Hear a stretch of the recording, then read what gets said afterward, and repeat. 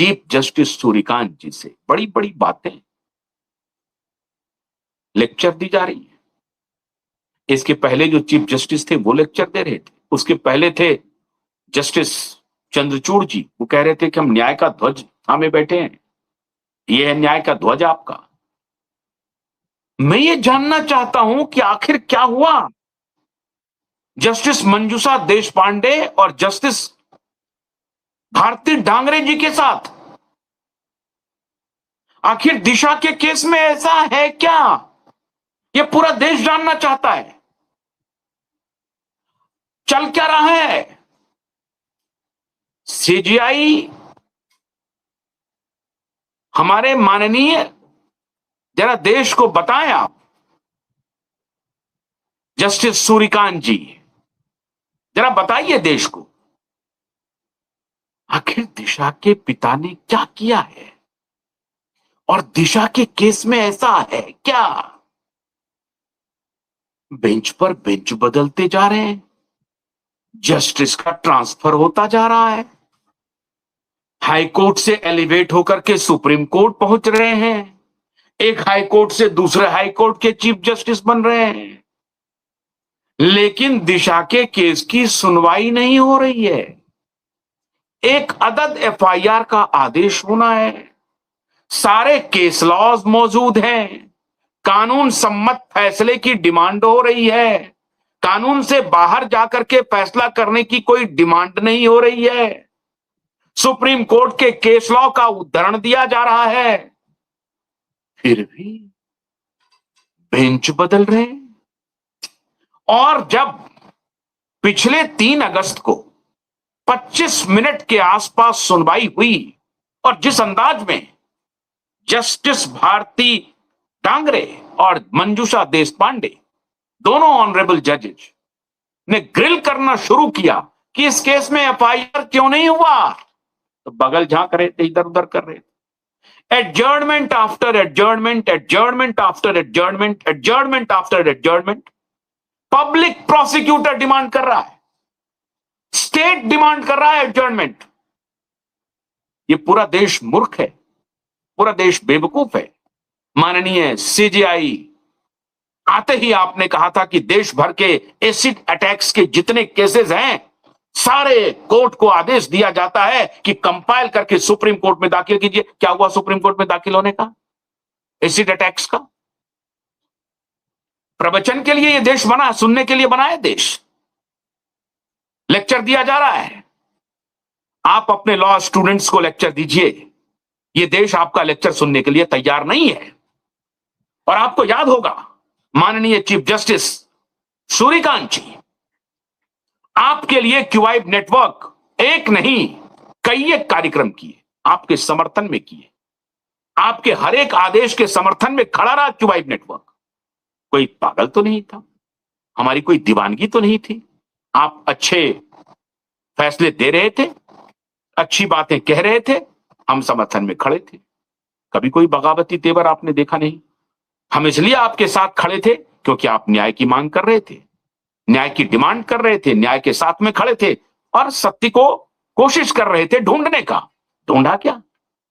अब आप suo motu लेंगे क्या? अब आप कहेंगे नहीं, ये तो कोर्ट का नेचुरल प्रोसीजर है, बेंचेस में नहीं तय करता हूं, मास्टर ऑफ रोस्टर तो वहां के जज होते हैं, चीफ जस्टिस होते हैं, और मास्टर ऑफ रोस्टर जो चीफ जस्टिस हैं वो एक्टिंग चीफ जस्टिस हैं। He has been completely transferred to Kolkata High Court. So where I fall, absolutely you're right. आप कहां हैं? आप कहीं नहीं हैं। लेकिन you are not the Chief Justice of Supreme Court, my lord. N number of times I said, N number of times. You are the Chief Justice of India.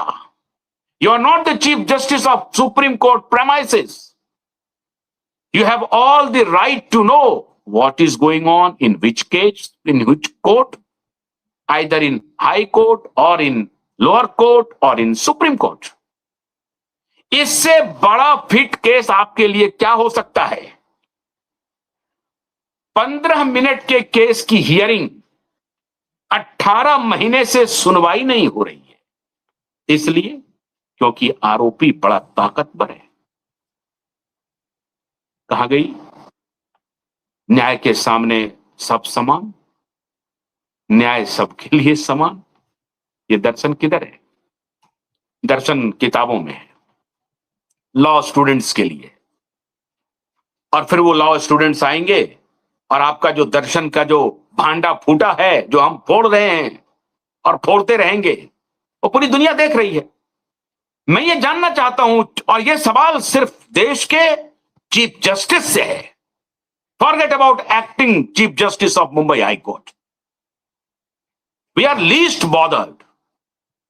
It is, you tell me, is it not a legitimate question? Whether this question must be asked or not, you tell me. Am I raising any wrong question? You tell me, my lord. क्यों बदला गया bench? 24 तारीख आ रहा है, 23-24 तारीख। क्यों? क्योंकि मंजूषा देशपांडे ने और भारती डांगरे ने ट्रेलर दिखा दिया, अपनी मंशा स्पष्ट कि पुलिस एफआईआर क्यों नहीं कर रही है, जब केस लॉज अवेलेबल हैं। डिसीज्ड के फादर प्रेयर कर रहे हैं। कॉग्निजेबल ऑफेंस नहीं, सीरियस कॉग्निजेबल ऑफेंस है, गैंगरेप और मर्डर का केस है। फिर क्यों नहीं ले रहा है कोई संज्ञान? फिर पुलिस क्यों नहीं ले रही है संज्ञान? तो मैंने कहा है आपको, देखिए, माननीय श्री नरेंद्र दामोदर दास मोदी नहीं रोक पाएंगे इस केस को। माननीय श्री अमित शाह जी नहीं रोक पाएंगे इस केस को। माननीय श्री देवेंद्र फडणवीस जी अपनी पूरी ताकत लगा लीजिए, पूरा घोड़ा खोल लीजिए। मैं आपको चुनौती दे रहा हूं, फिर चुनौती दे रहा हूं। मैंने चुनौती दिया था शंकराचार्य को, और मैंने कहा था कि बना लीजिए आप ठाकरे के पिताजी को मुख्यमंत्री। मैंने खुली चुनौती दी थी। कहां है? ठाकरे को मुख्यमंत्री बनाने के लिए अभिमुक्तेश्वरानंद गए उनके घर पे और कहा आपके साथ धोखा हुआ है, मैं आपको मुख्यमंत्री बनाऊंगा। मिट्टी में मिल गया ठाकरे पॉलिटिकली। लोकसभा खत्म, विधानसभा खत्म, मुंबई महानगर पालिका खत्म, जो सांसद बचे थे वो भी भाग गए। Politically finished, is no more relevant in politics. और शंकराचार्य रोक नहीं पाए। मैं आप लोगों को फिर कह रहा हूं, सद्बुद्धि लाइए, ये बेंच बदलवाने का खेल बंद कीजिए। और सीजीआई सूर्यकांत जी, मैं आपको कह रहा हूं कि ये जो रिस्पॉन्सिबिलिटी है ना, buck stops on your soldier. You will be held responsible. अगर इस केस में कुछ भी हुआ, ये पूरा देश देख रहा है, ये पूरा देश देख रहा है। And it is going to be a mass movement. Let me tell you, honourable chief justice of India, it is going to be a mass movement.